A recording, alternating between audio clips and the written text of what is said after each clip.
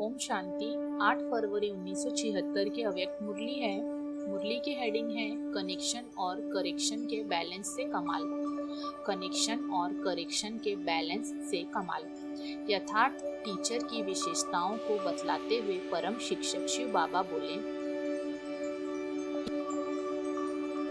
Teachers को विशेष 2 बातों का अटेंशन रखना चाहिए। वह 2 बातें कौन सी हैं? मधुबन से बाप के साथ तथा दैवी परिवार के साथ मर्यादा पूर्वक कनेक्शन हो। मर्यादा पूर्वक कनेक्शन यह है कि जो भी संकल्प को कर्म करते हो उसके हर समय करेक्शन करने के अभ्यासी हो। 2 बातें, एक यथार्थ कनेक्शन और दूसरा हर समय अपनी हर करेक्शन करने की अटेंशन। अगर दोनों ही बातों में से एक में भी कमी है तो सफलता मूर्त नहीं बन सकते। करेक्शन करने के लिए सदैव साक्षीपन की स्टेज चाहिए। अगर साक्षी हो करेक्शन नहीं करेंगे तो यथार्थ कनेक्शन रख न सकेंगे। तो यह सदैव चेक करो कि हर समय हर बात में करेक्शन करते हैं। एक है बुद्धि की करेक्शन जिसको याद की यात्रा कहते हैं। दूसरा है साकार कर्म में आते हुए साकार परिवार व साकार संबंध के कनेक्शन में आना। दोनों ही कनेक्शन ठीक हो। साकार में कनेक्शन में आने में मर्यादा पूर्वक है। जैसे रूहानी परिवार का कनेक्शन रूहानियत के बजाय देह अभिमान का कनेक्शन है तो वह भी यथार्थ कनेक्शन नहीं हुआ। जो करेक्शन और कनेक्शन करना जानते हैं वह सदा रूहानी नशे में होंगे। उनका न्यारापन और प्यारापन का बैलेंस होगा। देखो, सिर्फ बैलेंस का खेल दिखाने के लिए कितनी कमाई का साधन बना है, वह है सर्कस।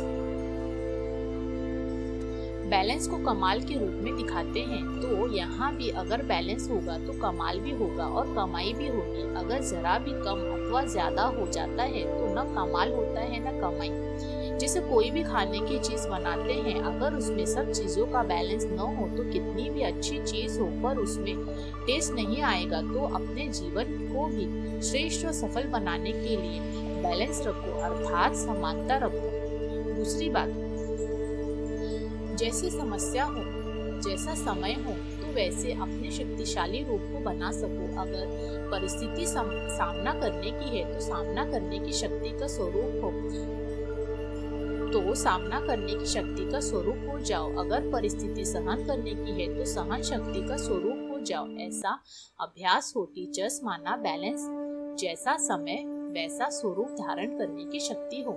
स्नेह की जगह अगर शक्ति को धारण करते हो और शक्ति की जगह अगर स्नेह को धारण किया तो इसको क्या कहेंगे? अर्थात जैसा समय वैसा स्वरूप धारण करने की शक्ति नहीं है तो सर्विस की रिजल्ट भी नहीं निकलती और सफल भी नहीं होते हैं। अगर नंबर 1 टीचर बनना है तो कोई भी धारणा पहले स्वयं करो फिर कहो। ऐसे नहीं कि खुद करो, नहीं केवल औरों को कहो जो दूसरों को डायरेक्शन देते। अगर नंबर 1 टीचर बनना है तो कोई भी धारणा पहले स्वयं करो फिर कहो। ऐसे नहीं कि खुद करो, नहीं लेकिन औरों को कहो। जो दूसरों को डायरेक्शन देते हो वह पहले स्वयं में देखो कि वह आप में है। दूसरों को कहो कि सहनशील बनो और खुद न हो तो वह टीचर नहीं। टीचर माना शिक्षक अर्थात शिक्षा देने वाला। अगर स्वयं शिक्षा स्वरूप नहीं तो वह यथार्थ टीचर कहला नहीं सकते। सदैव यह स्लोगन याद रखो, शिक्षक अर्थात शिक्षा स्वरूप और बैलेंस रखने वाला। अब क्वालिटी की टीचर बनना है, क्वांटिटी पर नजर न रहो।